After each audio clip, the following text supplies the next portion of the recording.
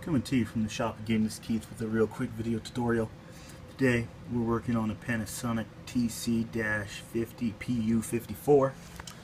What's going on with the TV is the customer brought the TV in, said that sometimes the TV come on and work perfectly fine, then the TV shut down and throw away 8-blink diagnostic code on the front where the power LED light is.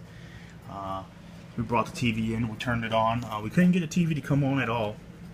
It just threw that 8 blinks, and then it would shut down.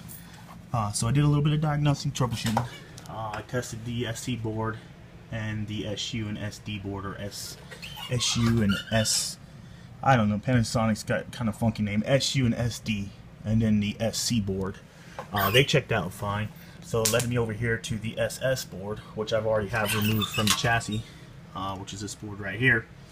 I inspected the board, and upon inspection I found out that this transistor right here, this Q501, I don't know if my phone's going to zoom in on it or not, but this Q501 appears to be kind of heated up in this general area here. You look at it at a first glance, it looks completely different from the rest of the board. It's got a real big heated up spot right here. You don't know if you can notice, but the outlining of this general area is extremely hot. So that tells me that that part of the board is extremely, it gets a lot of heat, or these transistors are heated up a lot. And I checked them, and they physically, I mean not physically, but from a visual inspection, it doesn't look bad. But if you turn the board over, and of course my camera's probably not going to pick it up, but if you can see on that center leg there appears to be a cold spot. And if you follow that over here to the back side, of course there's no trace leading to anywhere else, so more than likely there's no contact between that center leg and the trace on the board. I did use my voltmeter, and there is no continuity between the two junctions. So what we're going to do is we're going to remove that solder and then resolder that chip, and then we're going to resolder that transistor and then retest it. Now what I'm going to do here is, hold on one second, let me grab this. I'm going to remove all that heated up solder. Let's see if I can put my phone kind of in a good spot so I can show you, because it's kind of hard to record and work at the same time. I've kind of got a makeshift deal going on here. Let's see if I can find something to prop that up on. Of course not. We're going to use this Visual base right here for a second. See if we can get this kind of going without too much work. Maybe not. See if we can balance it on there. There we go. That'll probably work. So what we're going to do is we're going to remove the solder from there. We're going to resolder basically these two connections, and then this heat sink back here, we're going to resolder that because they look like they've been heated up a little bit. We're not going to use any kind of fancy tools or anything like that. Basically what I'm going to do is first I'm going to add solder, and then I'm going to remove it, and then I'm going to add some more solder to it and hope that'll take care of it. Most people will just add solder to it. There's nothing normally wrong with that, but a lot of times if you get cold spots, I think it actually weakens the structure of the solder, in my personal opinion. And I think it's just better just to start off with some fresh solder all the way around. So we're going to see if we can heat this up. I might have to add some to this one just to try to remove it.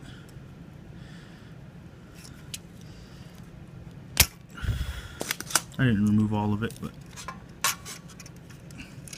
let's see here. Trying to make this a quick little video. I haven't made a video in a while, so I figured I'd show this to some of you guys out there. Save you guys some time. That didn't come out too clean. That's alright. We'll get this one.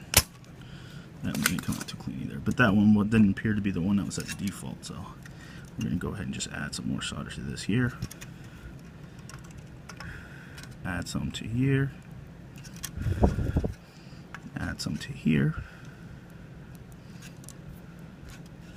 And of course to here. And we're going to add some more to here. Now at this time, if you like, you can go ahead and try cleaning up the solder, or cleaning up the the resin that's from the solder, I should say.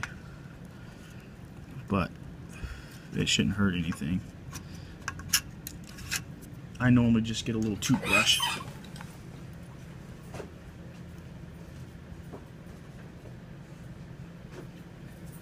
and just kind of make sure that your area is a little cleaner. It doesn't have to be perfect. I normally just clean it up some just to make sure you're not shorting anything out, got any loose solder balls there or anything like that. And of course, that looks a little bit better. You're going to want to check all the surrounding areas and make sure there's no other cold spots. You might want to check the rest of the board as well. Inspect the rest of the board to make sure you don't have any cold spots anywhere else. Normally when you get a cold spot, you will get a big dark spot around that component that or that leg that produced the heat, or the cold spot, I should say, if you want to call it that. So far it looks pretty good. I don't know if you can see down in there, but the solder came through it. So what we're going to do is we're going to reinstall this board and we're going to give it a shot. Now to reinstall the board, basically all you want to do is basically just line up, see if I can do this one-handed, line up the guide holes. Sorry, I'm using my iPhone. I'm at the shop and I'm doing this one-handed, so you gotta excuse me. Trying to make it work. Kind of want to center it where it needs to be,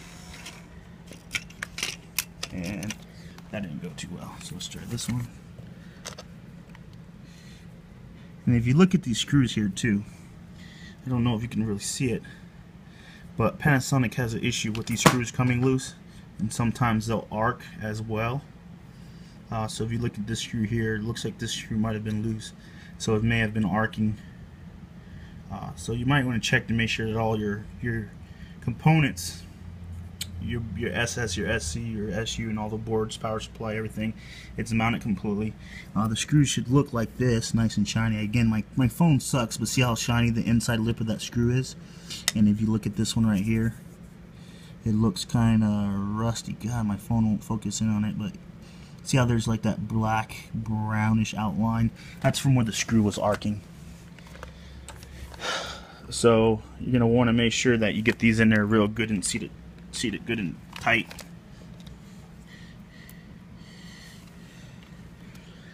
And of course this is a little bit of a challenge trying to get this darn thing in there. Hold on a second, let me pick up all these screws. I'm going to keep dropping everywhere. This shop's a mess, so please excuse my mess. And I dropped the other screw over there somewhere. Here we go.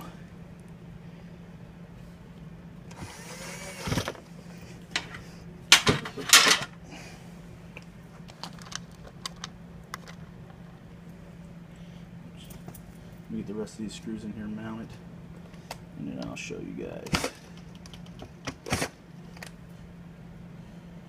Sorry, I'm trying to make this short and sweet.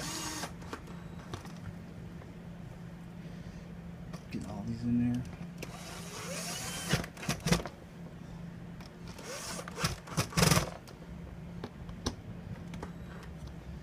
Here we go. Alright. So we got the SS board mounted back in there. All we need to do is just reinstall these ribbon cables. If I can give it a whirl. There it goes. Get that one installed. Pull this one out.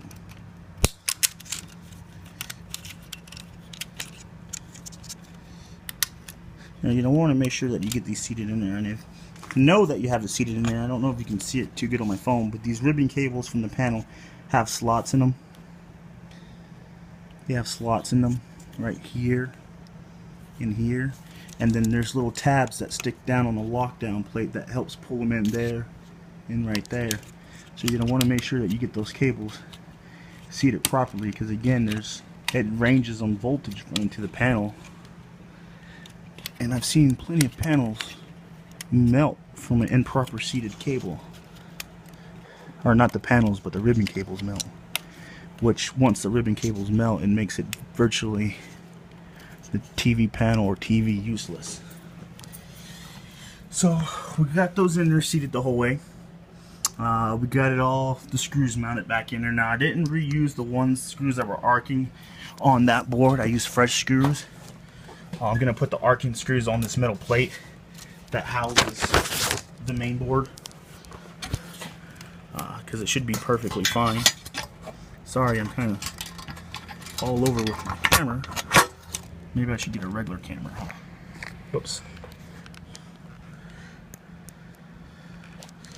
Sorry. Let's see if we can make this work.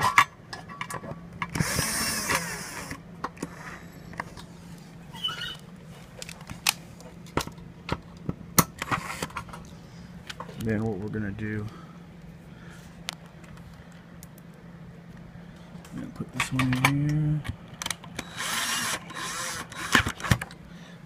Alright, get that one seated.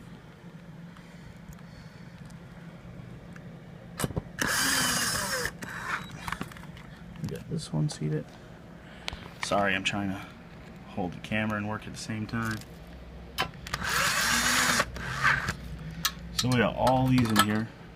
Let's get all these, golly, get all these tightened up. Let's see if we can get this mounted before a customer pulls up. And of course he's coming in pretty quick. So we're gonna probably have to stop and replay.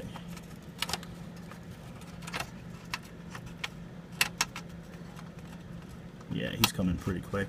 We'll get back to you here in a little bit.